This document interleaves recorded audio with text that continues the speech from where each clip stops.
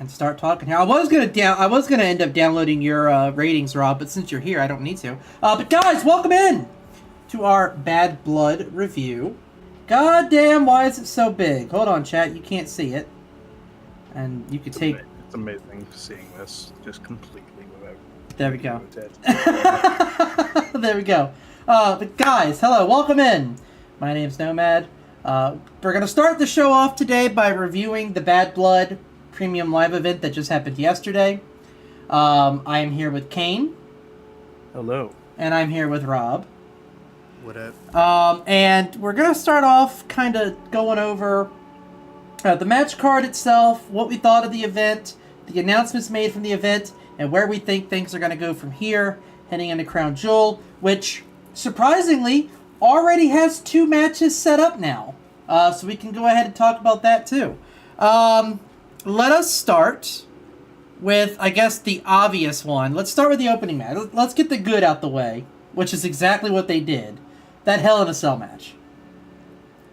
Is it a leap to say that that is one of the best matches of all time? I mean, it's for sure one of the best Hell in a Cell matches of all time, I'd say. Yeah. Up there. Storytelling-wise, yeah, that's definitely up there. But overall match, I mean, it's definitely above average. Before we get into the review part of that, by the way, fun fact about this that they mentioned on the way to it. So, Hell in a Cell as a stipulation has been around for 27 years. They've done 53 of those fucking things in 27 years.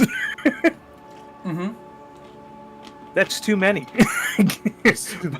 Well, That's too many. Fair, I'm glad they matter again. They're like, oh my god.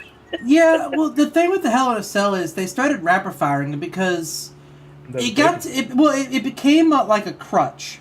Like, okay, this feud is hot. People are into this. Let's put them in a cell. Like, that's just what that was. To be honest, it got even worse than that. For like a few years, it was, oh, it's October. Put them in a cell. True. Yep. Never understood why it was its own pay-per-view, to be honest. That's also true. Of the era. Where they just loved doing that. Yeah. The Fatal 4-Way. What a pay-per-view that was. But I actually, so this match, and I was looking through it, as far as the cage match rating is concerned, and I know cage matches very tricky to use for WWE. Lots of WWE haters on the website. That's just kind of how that website has gone lately. But 9.38 is what that match is currently averaging. Oh, damn. Wow. It is the #1 WWE match of the year, and it is the 21st highest rated WWE match of all time. Damn good match. That's all that matters. Damn good Hell match. of a match. I feel like it's safe for all of us to put it in the 10 category, right? I mean, I know me and you have. Yeah. Because you gave it an A, right, Rob? Yeah, dude, I gave it an A. Right before Drew even got busted open. Oh yeah, it was fucking cooking. But By the way, have you seen the fucking staples that man has in his head? Yeah, he got like Jesus 12 staples. Yeah, no, that was real. He took he took that fucking. Yeah. He took that bitch. Yeah, my girlfriend and I, we were watching yesterday, and she was like, "Oh dang, CM Punk got busted open." I was like, "Nah, that's most likely a blood capsule. It's too light." Mm-hmm. And then you see Drew, and you're like, "Oh, he's gonna die." I knew it was real just by the way he got smacked, and it was gushing. Like, Oh yeah. You know, straight like stream, and I was like, "Oh nah, dude, capsules don't do that." It was gnarly, dude. Yeah, no, he took that. That fucking tailbone bump. Oh, When at the end. The Goddamn. The Miss Claymore. Yeah, onto the steps. Jesus Christ. Yeah. That brother said, "All right, this bump's gonna hurt." Full send. Like, that wasn't like he took that shit. I feel like he might have undershot it and he was supposed to land fully flat on his back. But the way he hit it made the spot better. As long as he's not fucked up and he can walk afterwards, it's worth it. Because that was a fucking hell of a spot. Have you ever bruised your tailbone before? Yes. Yes, I have fallen on concrete and before I had an ass. So, yes, I know exactly how that feels. Yeah, dude. I was riding a little fucking like mini motorized motorcycle, and the accelerator broke, and so I basically had to bail out, and I jumped a curve in the process as I was getting ready to bail out, and my tailbone smacked the back end. Dude, it hurt so bad to walk. It's not fun. But yeah, it made the spot better. The chain around the leg for the GTS, it was perfect. Do you think right winner? Now it's been a surprisingly controversial debate that I've seen on Twitter over the last 12 hours. Was it the right decision for CM Punk to go over here? What came? I'd say so. I mean, it's the avenue with a lot more interesting stuff to come out of it, in my opinion. Yeah, CM Punk was the right winner. Yeah, I love Drew McIntyre. And the thing is, they both came out of here looking better. You know, it's one of the feuds where, you know, Drew looked like a fucking savage. Yes. Drew McIntyre looked great coming out of this. He's one of the top workers. He's going to be, like, he is 100%, like, main event level now, right? There's no debates on it. Mm-hmm. CM Punk is not going to lose his first feud back. You know what I mean? Mm-hmm. So, Right. And CM Punk had to knock off the washed allegations. He had to get rid of them. You had to put him over. He had to win this. Had he not won, I feel like that would have been a disappointment. That's my opinion on it. I know a lot of people don't like Punk, so they wanted Drew McIntyre to win. And I know a lot of people, and the ones that liked both of them, thought that Drew McIntyre had earned a title shot. Whereas this is probably going to pole vault CM Punk to facing Gunther at Survivor Series. So, which is still going to be a fantastic match, and we all know Gunther's probably going to win that match. But Rip Punk's chest. Yeah, oh god, oh man, that man's going to have a concave chest when it's all said and done. He look like Kofi Kingston. So, we got the good out the way, let's get to the unfortunate. Nia Jax versus Bayley. I loved this match. I thought the match was great. The problem is, I was still pissing myself over what we had just witnessed to open the show, that I couldn't get into the first 10 minutes of this, which is why I feel like they did these two dirty. This should have been Finn versus Priest, or got the Liv Morgan, Rhea Ripley out the way. Because these two were hooping. They were putting on a fucking show. It was a fantastic match, but it followed one of the best matches of all time, and so now you're stuck with, well, the best this match is going to get is a 7 or an 8. As it can't go above that because there's no way to get into the beginning of it. How do you follow that? What do you guys think? Do you want to go first on this one? Yeah, so I definitely thought that this was a very hard match to follow. It's unfortunate that it was the Divas match. You know, I would have much rather had it be the Priest versus Balor match. Because, you know, just history, you know, has always showed that the women's matches have always been the bathroom breaks of the shows. And after following that insane fucking match, you already know that probably more than like half the stadium had gone to the restroom, gotten food, something of that sort. It was a pretty good match, outside of some botches here and there. The one thing that, honest to God, just ruined it for me was the end. When Raquel came back. Mm-hmm. Oh, that's the other match, right?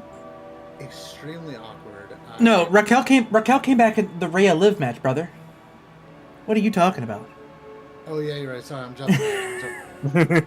Oh no, Man's got the wrong awkward notes. thing for me, sorry, I was getting ahead of myself. The one awkward thing was when Nia tried to do the Hurricane Rana, and it The way Bailey fell reminded me of like when Batista got pushed by Mark Henry, and then he tripped over the ghost, right? That's what that reminded me of. But overall, I gave the match a B minus. I gave the match an 8. Interesting. Okay. I gave the match an 8. I thought what they did was excellent.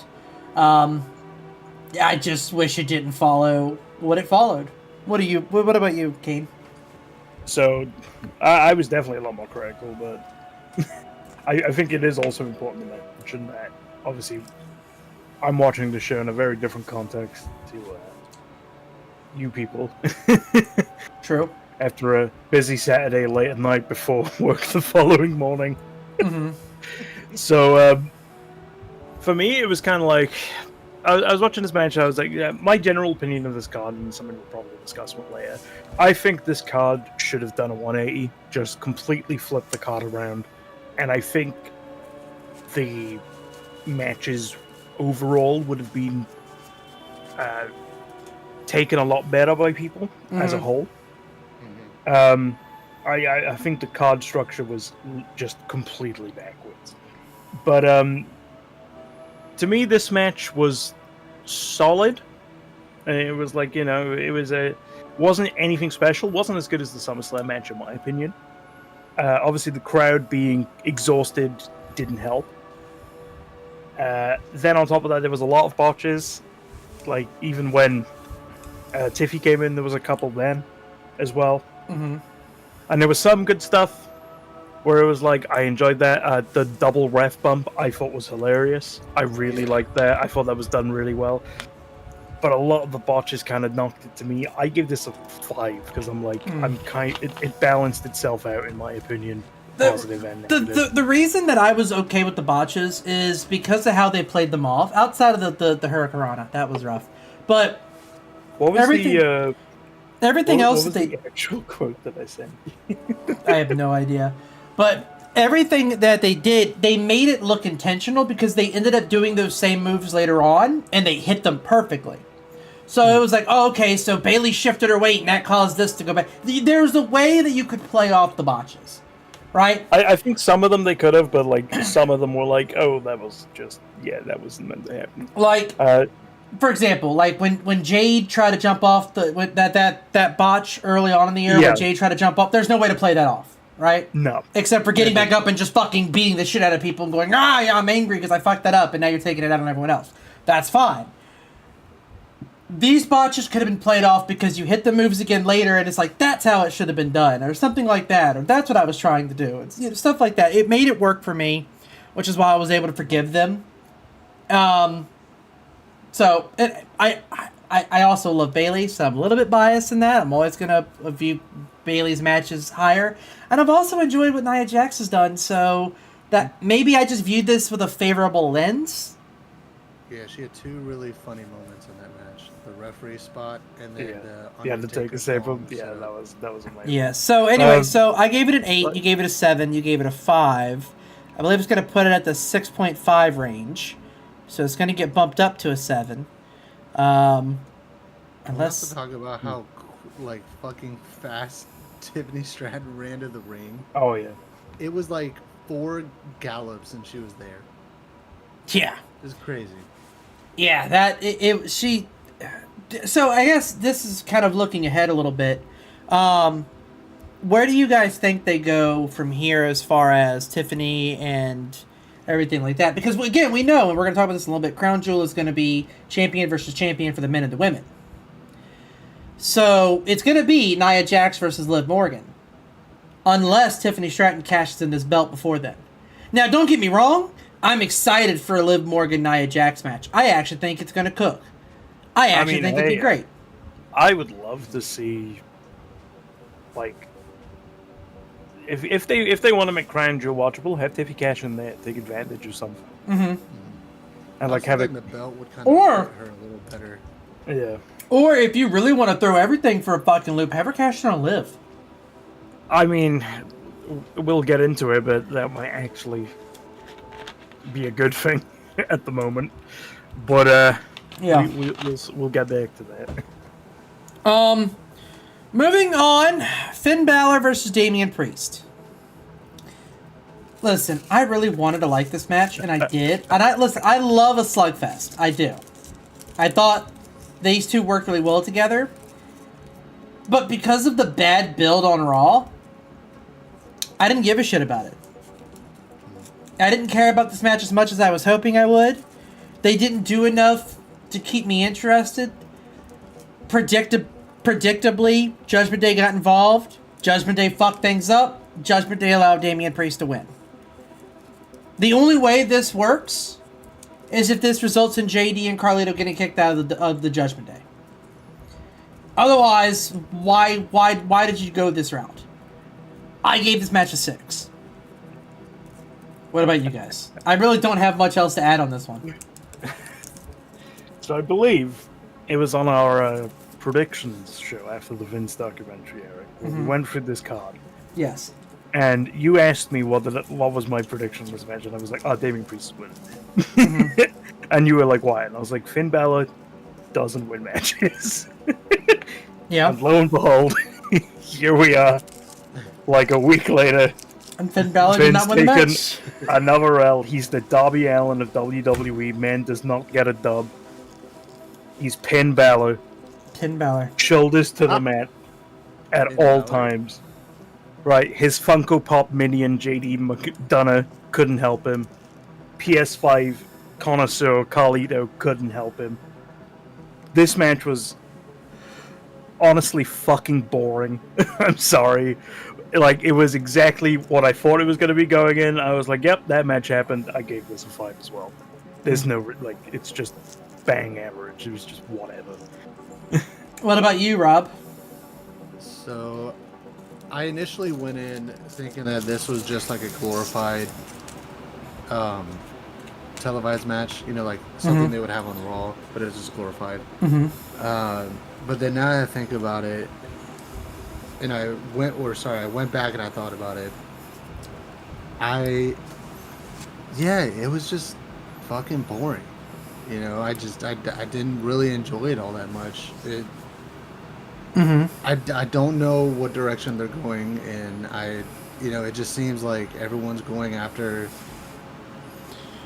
Dom as of the last 5 Mondays, whatever. It was just boring. I mean, I gave it a C. Just kind of it was there, placeholder. Yeah. I wish this would have been the second match, to be honest. Yeah, I think it works better if it's a second match. So, what'd you give it, Rob? You said a 5? Yeah. Okay, well, the 2 5s are going to put it down at a 5. So, that is where it's going to sit. Let's get the rest of this shit out the way quickly. Rhea versus Liv. I've never been more disappointed in a match in my entire life. I thought the match was great. I thought Liv Morgan actually out-wrestled Rhea for the majority of this match.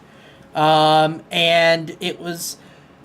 The highlight spot, unfortunately, involved fucking Dominic Mysterio, which is the one thing this feud could not afford, is for this match, the payoff match, to involve and revolve around Dominic Mysterio. And once again, him falling out of the cage like he did, while memorable, ruined the match. Now the whole fucking match is about Dom, and then Rhea, stupidly... Which, I guess this is proof that she's a face. She does something stupid, like all faces do. Goes and starts beating the shit out of him with a kendo stick? That doesn't even get involved with the botched ending. Can we just say though? The Dom spot was actually quite impressively done. I will admit. I hated it. I was sweating the whole time. I was like, oh my god. I was like, whilst very stupid that she was like, I'm just gonna beat the fuck out of Dom now and take my eyes off the title, man. However, her going up to ref on ref cam and being like, listen, I'll be back in a couple minutes, I got some shit to take care of, and the ref being like, yeah, alright. Yeah, you've earned that.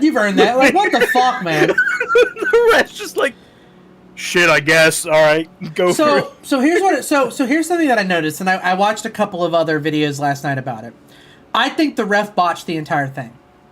So that finish, if you look, Raquel hits Rhea to an angle where Rhea hits the referee. The referee shoves off Rhea. Like, he forgot he was supposed to go down. He brushed it off and then looked at Raquel and went, oh shit, and then panicked and turned and walked to fucking Liv. Yeah. As if we all didn't see him see it. And then, of course, because he sees it all, he has to ring the bell. So if you look at it, Rhea hits him. He brushes it off. You see panic in his face. And if you look at the producers behind him, like, well, if you look at the clip again, the producers that are standing behind Raquel, they've all got their hands up like, what the fuck are you doing, dude? One of the guy behind the camera guy stares at the ref and literally shakes his head with this shocked expression, like, what the fuck are you doing? And then I guess Raquel didn't hear the bell ring, so Raquel follows the script and then slams her down and then drags Liv Morgan over for the pin. How do you not hear the bell, though? That thing is loud. But that's the thing. It's like, how do you, like, I have never seen a more clusterfuck of an ending. And the problem is, it resulted in Raquel getting no pop. Because no one knew what the fuck happened. So, you ruined Raquel's return. You ruined the end of the match. You have tanked Rhea Ripley and Liv Morgan. I don't care about either one of them right now. I don't want to see either one of them right now. They haven't earned a spot on the card anymore. I genuinely think this feud, and like even to an extent that Finn Balor being a Priest feud, but especially this one, for its division, I genuinely think it's killed the women's division on Raw. Like, it has sucked the life out of it. Like, you know, I shouldn't have to be like, oh, like a women's segment on Raw, and it has to be fucking Pure Fusion Collective or whatever the shit they're called, because that's like the only one with any goddamn source to it right now, because this has been the same shit for months. Yeah. And that shit's not working because the fans hate them. Yeah. Sonya can't wrestle. Sonya can't wrestle. Zoe can't talk. And Shayna just... it sucks, but she just cannot get over with the crowd. Yeah. Shayna's cool, but it's like, unfortunately... Yeah. Yeah. I don't know. All I know is I gave his match and I hate it. Listen, I went from giving it a 6 to giving it a 5. I'm settling at a 4. That's how disappointed the ending made me. This is a 4. Yeah, I also gave it a 4. I was tempted to, like, because I did really enjoy the Dom spot, but I was like, listen, that Dom spot isn't outweighing the match kind of being okay, but not amazing, and then a horrendous ending. Yeah. Which just sucked the life out of an arena that's already exhausted. Yeah. Rob, what'd you give it? I gave it a C. So you gave it a 5. 2 4s are going to end up making it a 4, which is really, again, you guys know I love Rhea. And I don't know that Rhea can't do much wrong. But this match... I do think the direction they go in, though, as we were talking about in that last one too, it seems like they're going to try and make the Judgment Day be like Liv's the star of this faction now, living. And the thing is, but it's unfortunately, he just hasn't got off to a good start. Well, the problem is, this match sucked, and it wasn't either Liv or Rhea's fault. No. Had you just, like, the thing is, like, I disagreed with Stan Twitter for so long. Like, I liked the Dominic shit. I liked the Judgment Day things. I liked the Terror Twin things. But you overdid it. You overdid it, and now it's no longer about Rhea and Liv. I don't know. I think Stan Twitter might have been right now. I think you overdid it. Let's just get right to the other part, because I know we have a horror game to get to. The main event. Cody Rhodes and Roman Reigns versus the Bloodline. Overall, I believe we can all agree Hell in a Cell should have closed the show. I didn't hate this match, but this was a typical Roman Reigns and Bloodline match. Yeah. Slow, methodical, plotting for 2/3, and then the best third of wrestling you've ever seen. That was exactly what we got here. Very slow, very kind of middle of the road, very, yep, this is the same shit we've seen for 4 years with Roman Reigns matches. And then it pops the fuck off, and holy shit, I love this shit. Right? Like, Cody Rhodes doing the salute, and then fucking splashing through Jacob Fatu. Seeing Jacob Fatu actually wrestle with someone that's good, so you actually get to see Jacob Fatu selling and Jacob Fatu having to try. I loved it. I thought Solo did okay. I thought Cody was kind of meh in this match, but I feel like he was intentionally meh. Yeah, I think he just didn't want to take away from Roman. Yeah, I was gonna say the spotlight was on Roman here. Yeah, Like even down to the entrances where it's like, oh, you got a band playing? No, I'll show you a fucking band playing. but I'm honestly, can I just say, if the next The band was awful, yeah. if the band was terrible, but if the next 6 months is Roman and Cody not fighting each other but trying to one up each other in their matches, I'm cool for that. I'm for that. I like the idea of that. Yep. I thought as a team, oh my god, hearing Roman get the fucking the face hot tag, that was awesome. I thought Roman looked great for being gone for as long as he has been. I was gonna say, and that's something we haven't seen that shit in years. Yeah, The crowd behind like Roman fully I don't. for a hot tag. Have we? That's since the Shield. I don't. I think was about we've to say, I don't think he's been cheered like that since the Shield. That's what I'm saying. Like, and it's like, oh yeah, this is what Roman could have been. Like you, like all this time. yeah. All this time, you could have had a Cena that can actually wrestle. The crucifix bomb that he hit. We haven't seen this man pull a crucifix roll up in how long? Like, I loved a lot of this match. But I fucking hate the formula of a bloodline match. Where it's just fucking... I'm on my phone for half of it. Stale, hasn't it? I'm on my phone for half of it. However, I loved Jimmy Uso coming back. I'm glad he's not an Uber driver anymore. That hug healed me. I love that he is now the voice of reason. He telling Roman, hey, we gave him his word, we're going to have his back.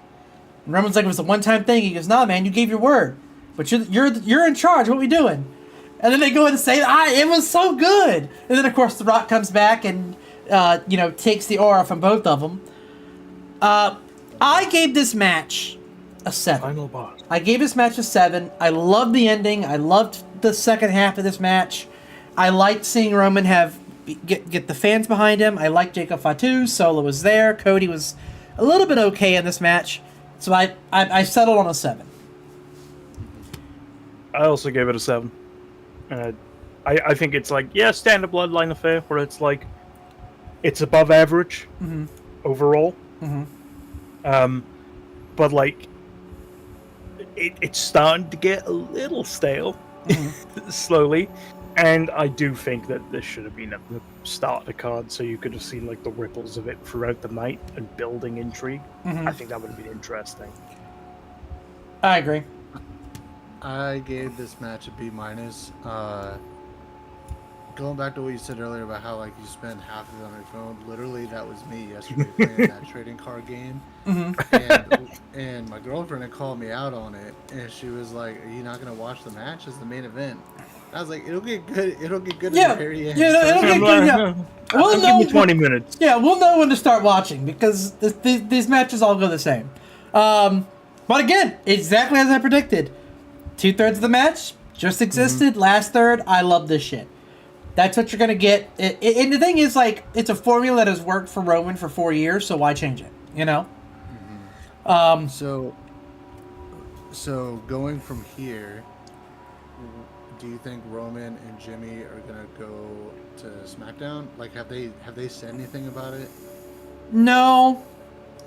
I haven't seen anything. I mean, I was going to say, at the moment, the big thing coming out of this show is... Cody what versus happened after the show. What happened after? Oh yeah, let's talk about that. Kevin Owens beat the dog shit out of Cody Rhodes. Yeah, he like in front of the bus too. He did the full like Mama Rose. Yeah, like literally, Kevin Owens beat the dog shit out of. And so, before we talk about Crown Jewel for a very short amount of moments, because I know Lepley is ready for us to get over to that game. How do you guys feel about them letting it organically go viral? Knowing that like parking the bus in fan view, so that fans would see it and record it, rather than put a WWE camera over there. How do you guys feel about that? Because that's very different. That's very new, very real. Mm-hmm. Do you like that? Do you not like that? Do you think they should have saved that for Friday on SmackDown? What do you think? I'm of two minds of it. Mm-hmm. I've heard like some people using the logic of like, well, when a heel turn happens, a lot of people tend to cheer the heel because it's like, oh, big moment. Mm-hmm. And by doing it this way, you don't get that reaction, and it kind of saves Cody's face a bit. Mm-hmm. Which I think's interesting, and I really like that Triple H and Shawn as well on NXT have kind of established like almost like kayfabe 2.0, where it's not like old school wrestling where it's like, oh, this is real, pal, you know. Like people know this is like fictional. Mm-hmm. But it's now presented in the way that like a HBO show is fictional, where you can invest yourself within that world, and that's okay because there's a sense of reality there, even though the entire time you are aware that what you're watching has that like fictional element to it almost. So it's kind of like, to me, I really enjoy that it's like, oh, yeah, of course shit's gonna happen outside of what we see in this world, you know? Mm-hmm. Like, it doesn't just pause. It's not like fucking Toy Story where they all play dead because Andy's around. It's like... In the Vince era, sure. Yeah, exactly. And it's something that definitely felt like it was the case in the Vince era a lot. Mm-hmm. And, like, I like that we're stepping away with that. However, this was a one-match card. And granted, that one match was a fucking banger. Everything else, kind of middling. Like, some of it was good. What the hell a lot. Cell pay-per-view should have been. Yeah, like, and like it was like one of those ones where it's like with so much on the card that was kind of like, did this need to be on a pay-per-view? Really? It would have been nice to have that kind of level of angle and that level of moment presented on screen during the broadcast, even if it was not in the sense of like Kevin Owens is attacking Cody. Even if they did the whole mystery thing, like who's attacked Cody Rhodes? Was it The Rock? You know, and then like they could have done it to make the show a bit more tasty overall. But you know, I don't think they planned for this shit to go south. You know? No, I don't think they planned on this. I don't think they planned on the reaction to the show. Yeah, exactly. So, like, I don't blame them for doing it the way that I did, and I think it's fascinating to see them explore these new avenues of storytelling. Yeah. But yeah, I'm just like, it would have been nice because then I would have felt better about staying up until 2:30 in the morning. Going to the camera work and keeping kayfabe alive and all that, and blurring the lines. You know, that was always something that was heavily emphasized during the Vince era. And you know, you knew it wasn't real when there was cameras right there. You know what I mean? But if you have someone running up with their phone, it's gonna look that much more real. You know, like you said, it's gonna present itself as real or HBO-esque or something along those lines, and that's the blurred lines, quote unquote, have just gotten more blurry in a whole different light. You know what I mean? Like Triple H and his crew are doing a phenomenal job on what's gonna happen next, keeping everyone on their toes, keeping everyone's head on a fucking swivel. Because, I mean, I don't think anyone expected Kevin Owens to jump. Oh, no, we all expected it. No, we knew it was coming. Just Well, I'm saying not like after that. The pay-per-view. Yeah, but that we was knew it coming. the timing, and I honestly, I that's my favorite thing about it. I knew it was going to happen, but I did not expect it to happen now. So it's talked about more. Like I mean, as soon as Kevin Owens flipped, it was going to be talked about. yeah. Right. But- and then even.